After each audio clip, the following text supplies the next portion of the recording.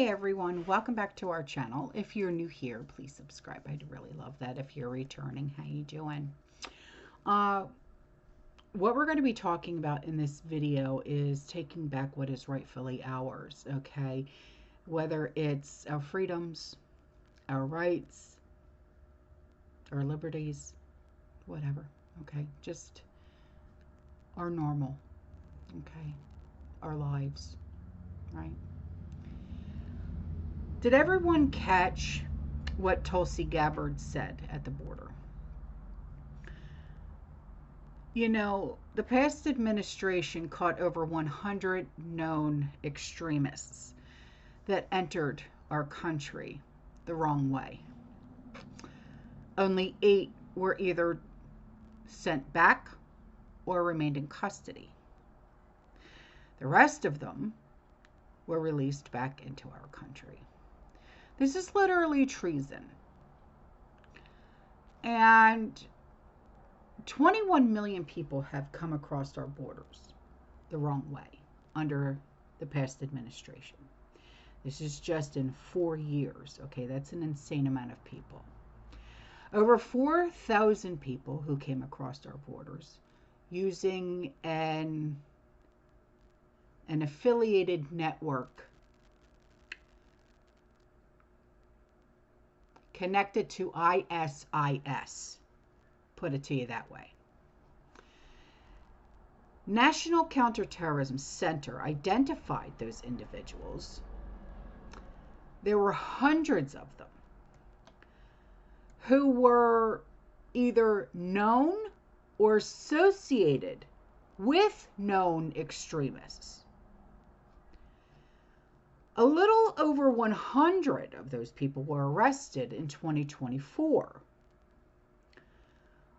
Of those who were arrested, only 8 were either, like I said, sent back or they were put into custody. Only 8. 8 of 100. Something's not adding up here. Especially when the rest of them were released into our country.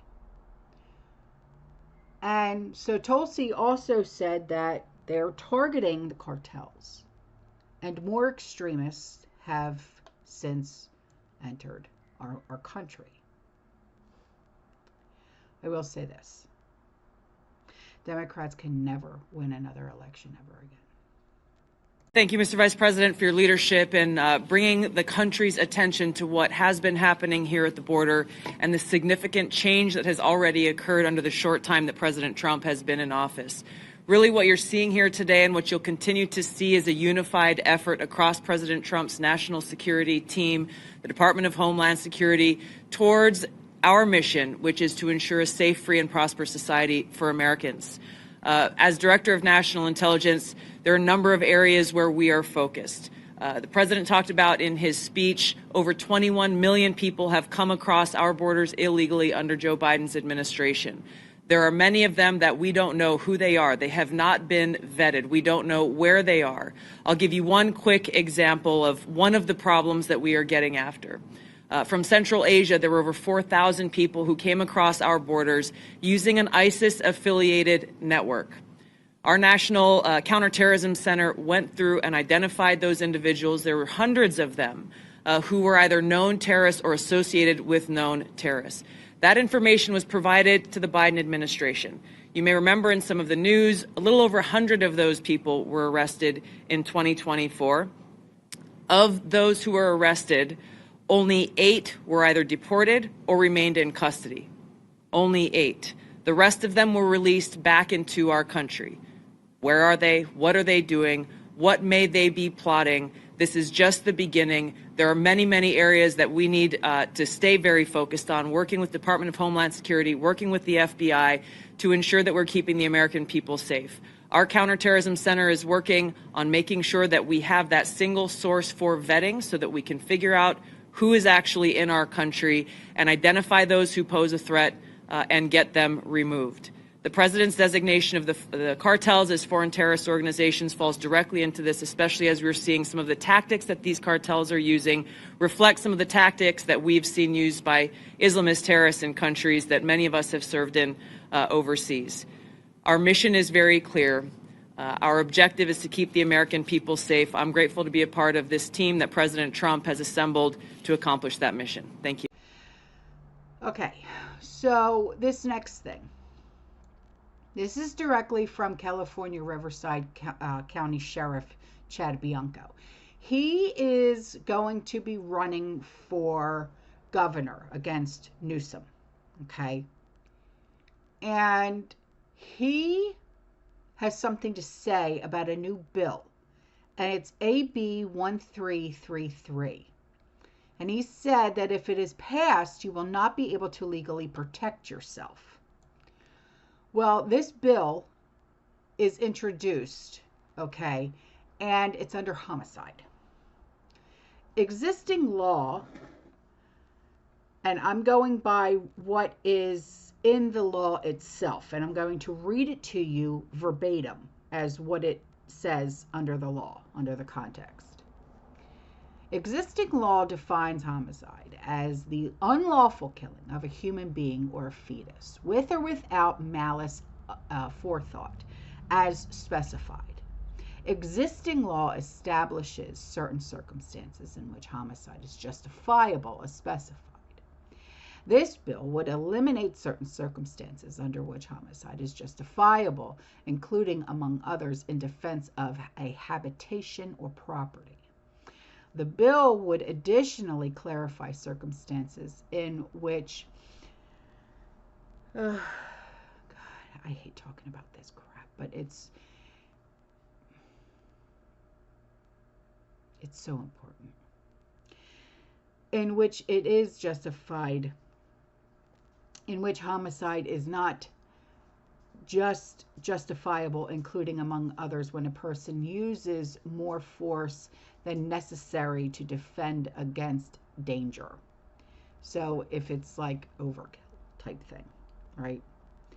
By expanding the scope of the crime of homicide, this bill would create a state-mandated local program.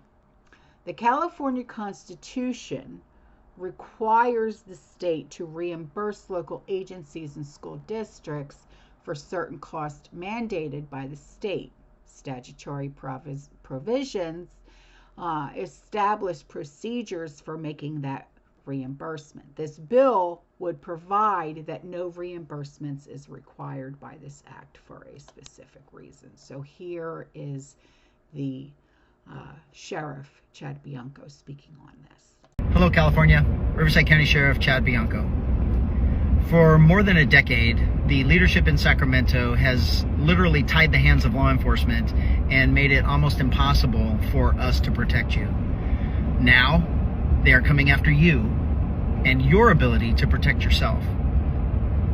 Under a new bill, AB 1333, by California Assembly Member from Santa Monica, Rick Chavez Spur, you will no longer be allowed to protect yourself when confronted by violent criminals. Under this bill, if a criminal attacks you or your family and you defend yourself, and that criminal dies as a result of his criminal behavior, you could be arrested and charged with murder. Now let me make this very, very clear. You have a constitutional and a God-given right to protect yourself. You actually have that right under California law. But our California Democrat leadership and Assemblymember Spur say no, you don't. It is time we stand up to this insanity in Sacramento. I am asking all of you to contact your local elected officials in Sacramento and tell them that this bill needs to be removed from the Assembly floor. Contact Assemblymember Spur's office and demand this bill be removed. Californians deserve far better than what we are getting from our Democrat leadership and our Assembly members and senators in Sacramento. We demand better. We deserve better. So before I go, Marco Rubio, he has begun revoking visas for those who have or are, I guess, are participating in criminal pro-Hamas riots or causing mayhem, chaos, that type of thing. Okay. And a university student who was charged with these types of crimes that were related to these protests and the mayhem and stuff is the first to have their visa revoked. And then ICE swooped in and is assisting in removing this person from the country. So I'm guessing that because a lot of these gatherings, if you will, they are happening on the like universities and things like that. So I'm guessing that these visas are educational visas or work visas and things like that. So they're going to be revoking those. So I'm wondering if they're going to lose their also their financial aid as well. Yeah. Wow. Well, you know what?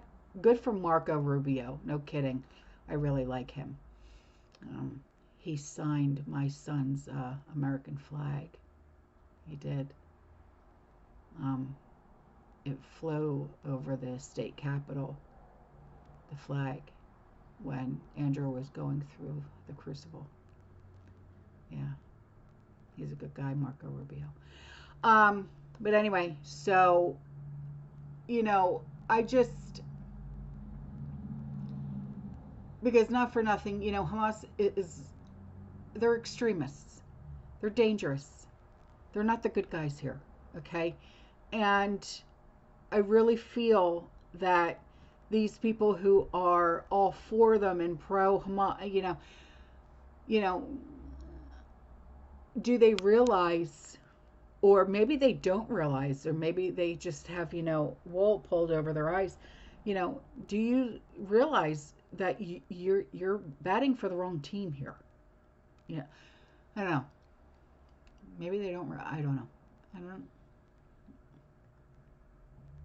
But you know what? The colleges and the universities, they indoctrinate the craziest crap. They really do. And it's so sad. It really, truly is sad. Higher education is not what it's, and not for nothing. I have always believed that trade school was always the way to go, but that's just me. My husband went to trade school. I went to trade school. Sean went to trade school twice. Once for computers, but this, oh my God, back in the 90s. Shit's obsolete now. And then he went back and he went through the police academy and stuff like that, and yeah, then he had to go back again, and he had to do like criminal things, for the police academy and all that kind of stuff, and yeah, and that's considered trade school stuff, the criminal aspect of it and whatnot, because he had to go through like all these things, like he had to do like he had to go to the morgue, and yeah, he said that he got sick. You have to have an iron stomach for that kind of stuff. No kidding. I went to trade school. I'm a hairdresser. I used to be a hairdresser. I can't do it anymore because I have arthritis. And then I went for interior design. Yeah. But yeah, so yeah, I was a teenager. What are you gonna do? But anyway, but I still cut hair. I do. It's just for like family and friends though. But anyway, all right, I'm out of here. I'll see you guys in the next one. Okay, You stay safe, you stay positive, you keep prepping. And as always, fearless. Ciao.